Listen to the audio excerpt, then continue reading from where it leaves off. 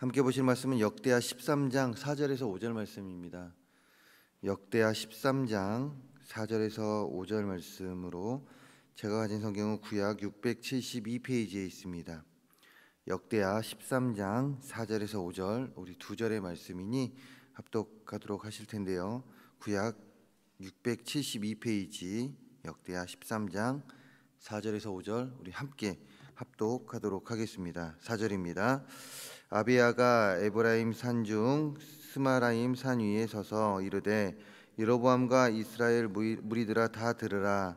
이스라엘 하나님 여호와께서 소금 언약으로 이스라엘 나라를 영원히 다윗과 그의 자손에게 주신 것을 너희가 알 것 아니냐.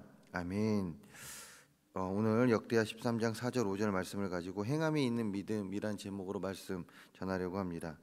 오늘 본문이 속한 이제 역대하 13장은요. 이스라엘 왕국이 남유다와 북이스라엘로 나뉜 뒤에 이제 당시 유다를 다스렸던 아비야 왕과 북이스라엘을 다스리던 여로보암 왕이 이제 사이에서 일어났던 그 전쟁에 대한 내용을 다루고 있습니다. 남유다와 북이스라엘의 전쟁은요, 사실 아비야 왕이 이제 남유다를 다스리기 전부터, 즉 그의 아버지였던 르호보암과 여로보암 사이에서 계속 있었던 전쟁이었고, 아버지인 아비야 왕의 아버지인 르호보암이 죽고 그의 아들인 아비야가 유다를 다스림에도 그 전쟁이 계속해서 진행이 되었던 전쟁이죠. 즉 아버지께서 좋은 것을 물려준 게 아니라 한편으로는 그 전쟁이라는 좀 어려운 그 유산을 그 아비야 왕에게 남겨주었던 것이죠. 그런데 여기에서 우리가 알아야 될 것은 아버지 르호보암이 유다를 다스릴 때 이제 북이스라엘과의 전쟁은 소규모의 전쟁이었습니다. 그냥 산발적으로 일어났던 전쟁이었는데 아비야 왕이 이제 남유다를 다스리고 일어난 이 전쟁은 북이스라엘 여로보암과 일어난 전쟁은 이제 대규모 전쟁이었던 것이었습니다. 작은 분쟁을 넘어 본격적인 전쟁이 일어났던 것인데 그 전쟁에 문제가 있었으니 우리 3절의 말씀을 한번 읽어보도록 하겠습니다. 3절입니다. 아비야는 싸움에 용감한 군사 40만 명을 택하여 싸움을 준비하였고 여로보암은 큰 용사 80만 명을 택하여 그와 대진한지라. 아멘. 당시 두 지파밖에 없었던 유다, 즉 아비야 왕이 지금 데리고 있는 군대는 바로 40만 명이었습니다. 유다군의 수는 40만 명이었습니다. 하지만 그와 맞서는 북이스라엘의 군대는 몇 명이었습니까? 80만 명이라고 분명하게 성경에서 기록하고 있습니다. 즉 산술적으로만 따져도 1대2의 싸움이 되죠.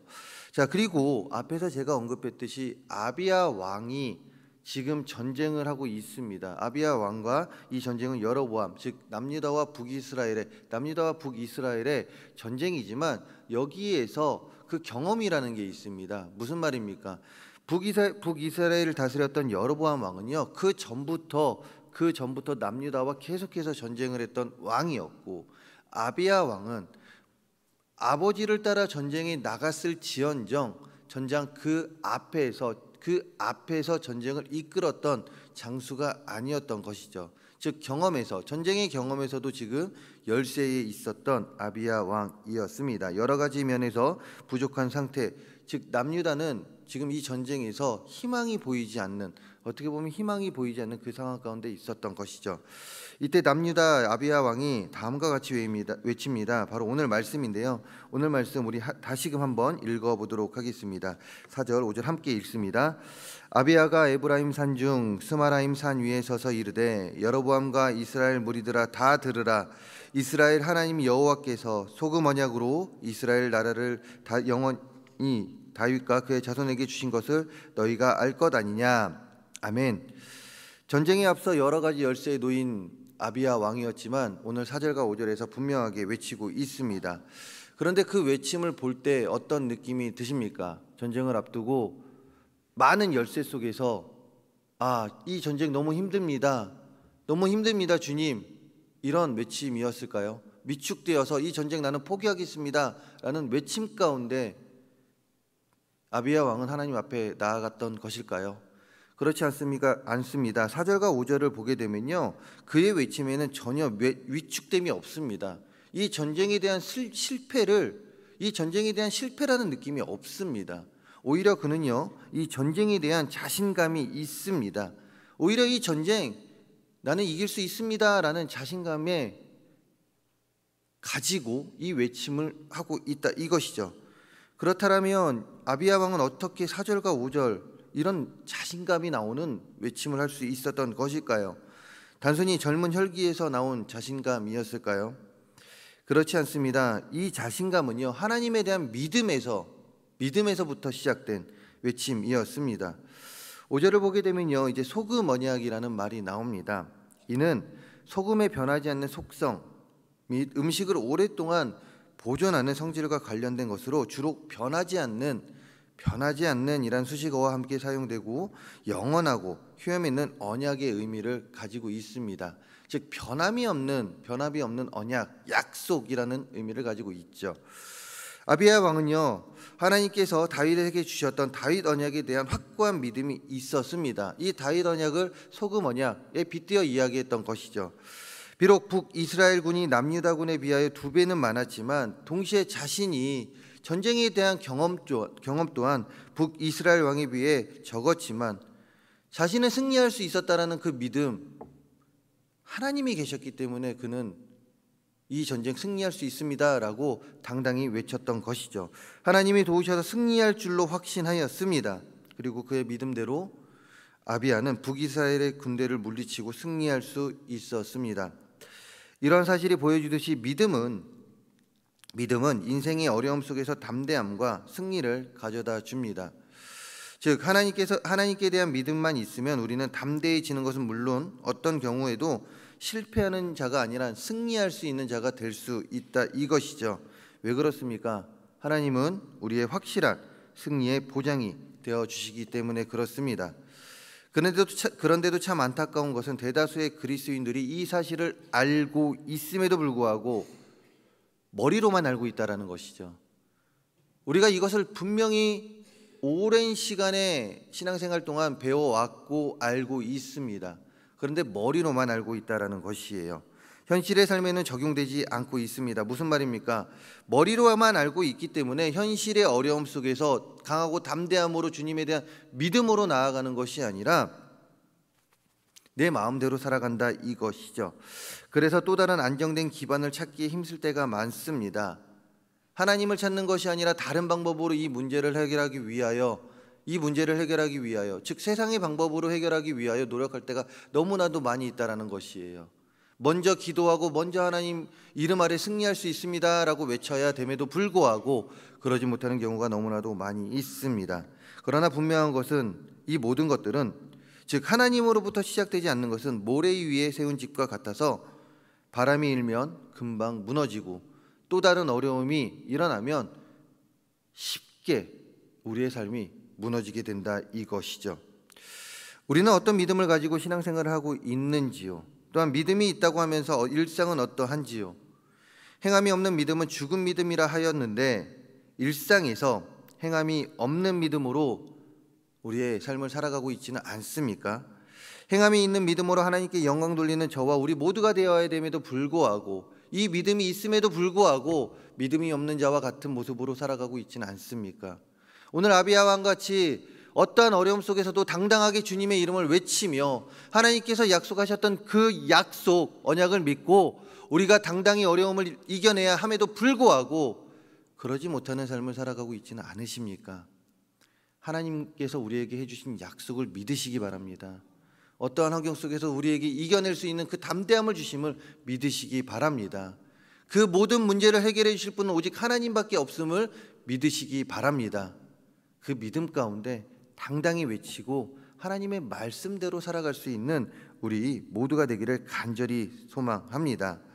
그렇다면 이렇게 행함이 있는 믿음으로 살아가기 위해 우리가 해야 할 것이 무엇이냐, 이것인데요. 우리 10절의 말씀으로 우리 함께 읽어보도록 하겠습니다. 성경 가지신 분들 10절 함께 읽어보도록 하겠습니다. 13장 10절입니다. 우리에게는 여호와께서 우리 하나님이 되시니 우리가 그를 배반하지 아니하였고 여호와를 섬기는 제사장들이 있으니 아론의 자손이요 또 레위 사람들의 수종 들어. 아멘. 10절에서 이야기했듯이 먼저는 구별됨을 선포할 수 있어야 합니다. 즉 우리는 구별된 자임을 분명히 알아야 합니다.